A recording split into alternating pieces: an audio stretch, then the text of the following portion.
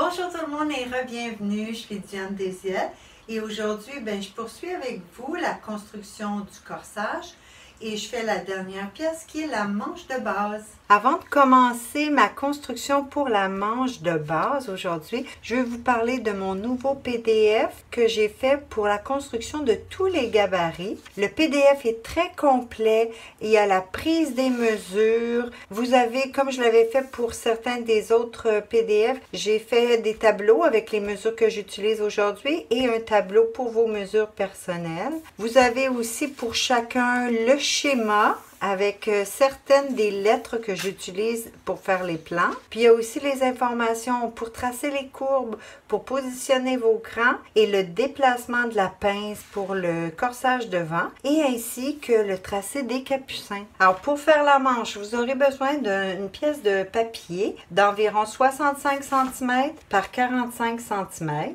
Puis au centre de votre papier, vous allez venir tracer ce qui va être votre droit fil, mais aussi la longueur de notre manche. Pour mon exemple d'aujourd'hui, la longueur de ma manche va être de 58 cm. On aura le point A qui va être à la tête de la manche et on aura le point D qui va être au poignet. Pour la prochaine étape, on va venir placer notre ligne de coude. Alors, on va diviser notre segment par 2. Puis, on va redescendre de 4 cm vers le bas. Pour mon exemple d'aujourd'hui, j'aurai la moitié 29 cm plus 4, ce qui va me donner 33 cm.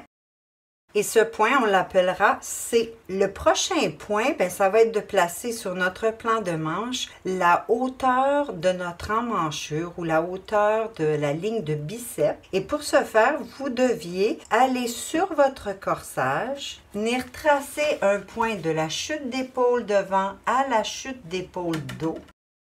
Maintenant, on va trouver le centre de cette ligne.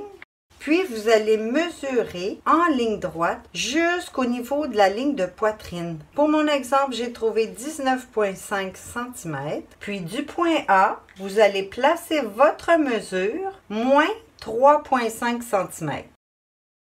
Et ce point, on va l'appeler B. Pour la prochaine étape, vous allez tracer des lignes à l'équerre de chaque côté de chacun des 4 points.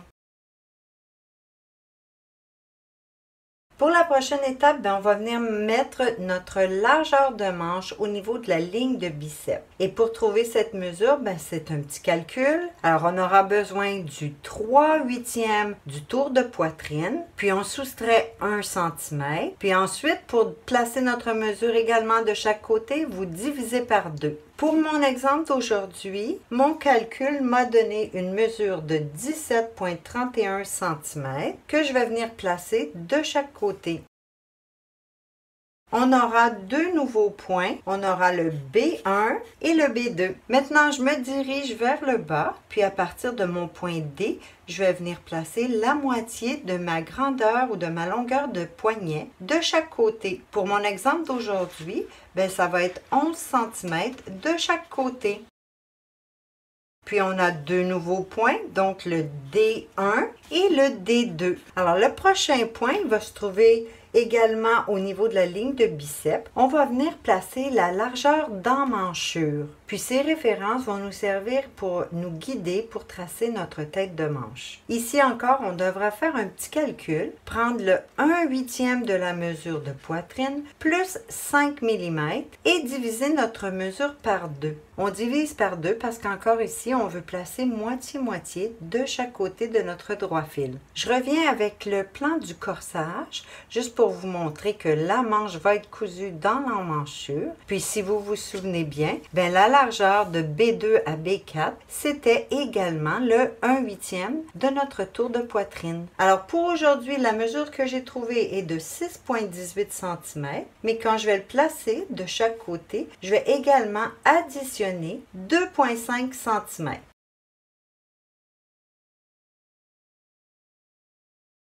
On aura donc deux nouveaux points, le B1' et le B2'. De ces deux points, je vais tracer à l'équerre vers le haut. Ces deux lignes nous ont donné deux nouveaux points, A1 et le A2. Maintenant, les nouveaux points qu'on va faire, bien, ça va être des points de référence qui vont nous aider à tracer notre courbe. Alors, on va venir diviser A1 en 2, puis on va diviser A2 en 2 également. On a maintenant A1' et A2'. On va continuer à la tête de manche. On va maintenant diviser de A à A1' et de A à A2'. On divise par 2.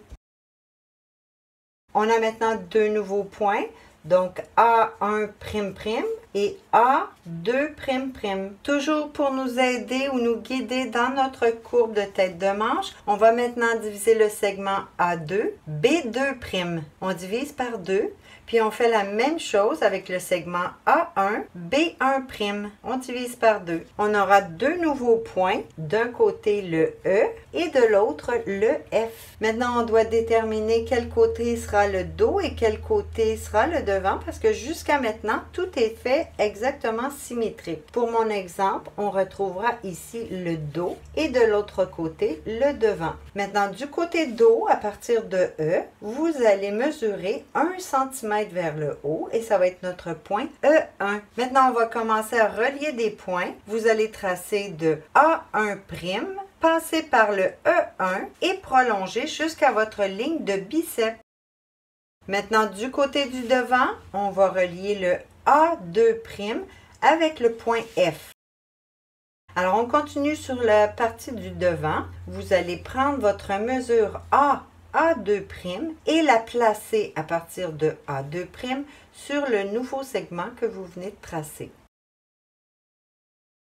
Maintenant, du côté du dos, on va mesurer de A à A1', alors cette petite section, puis on va venir la placer sur notre dernier segment ici, à partir de A1' vers E1.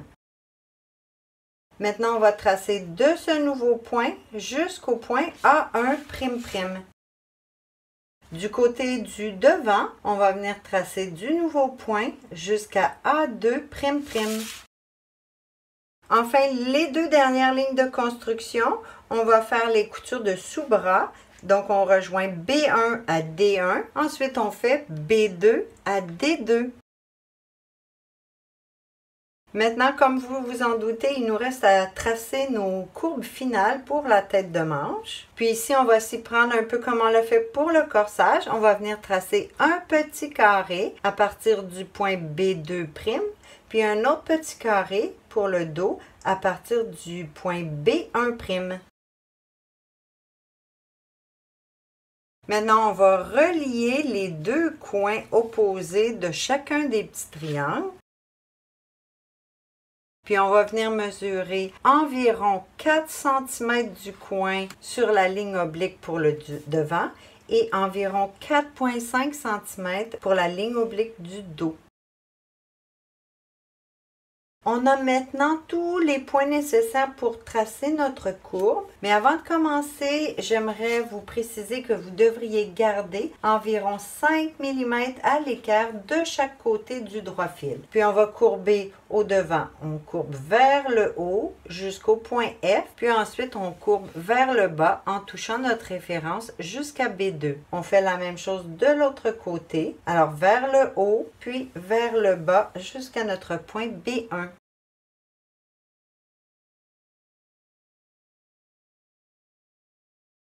Maintenant, pour reporter vos crans d'emmanchure sur votre manche, vous devrez d'abord mesurer de B3 jusqu'à votre cran d'emmanchure et vous aurez aussi besoin de la mesure totale jusqu'à l'épaule.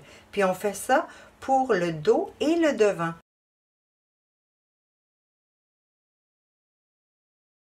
Ici, je vais vous parler de mes mesures. Les mesures du cran à partir de B3, il n'y a pas de problème. Les problèmes surviennent parfois ou les questions surviennent à propos des mesures totales d'emmanchure dos comparativement à celles du devant. Pour mon exemple d'aujourd'hui, la différence est un peu grande. J'ai 9 mm de différence, mais je vais quand même utiliser mes mesures telles quelles pour les reporter sur ma manche. Alors tout d'abord, il faut savoir que si les emmanchures sont de mesure inégale, c'est habituellement le devant qui va être plus petit. Et si votre différence dépasse 1 cm, bien, vous devriez un petit peu corriger vos courbes. Alors si on dessinait notre courbe un petit peu plus profonde au devant, ça viendrait augmenter notre mesure. Ou au contraire, si on venait redresser un petit peu la courbe du dos, bien, ça va rapetisser la mesure. Si votre différence elle est grande, bien, vous pouvez faire un petit peu d'un côté et un petit peu de l'autre. Alors une fois qu'on a nos mesures pour placer nos crans et les mesures d'emmanchure au complet, on vient les reporter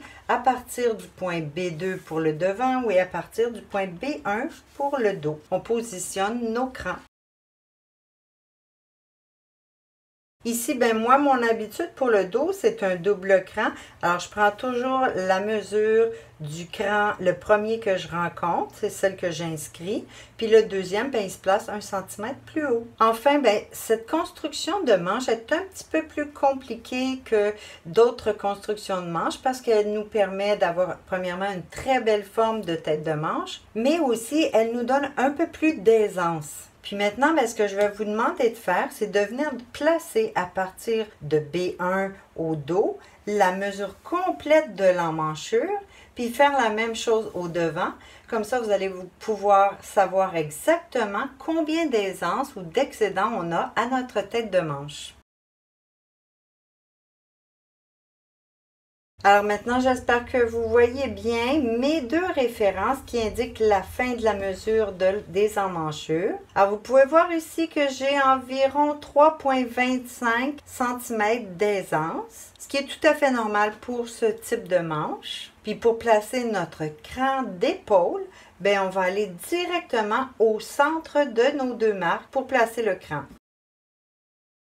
Et maintenant, en ayant fait ce petit exercice, bien, vous pourrez mieux comprendre pourquoi le cran d'épaule est rarement sur le droit fil. Alors maintenant que la manche est terminée, vous pourrez ajouter vos valeurs de couture et l'essayer dans votre emmanchure de votre nouveau corsage. C'est tout pour aujourd'hui. Merci d'avoir été là en si grand nombre.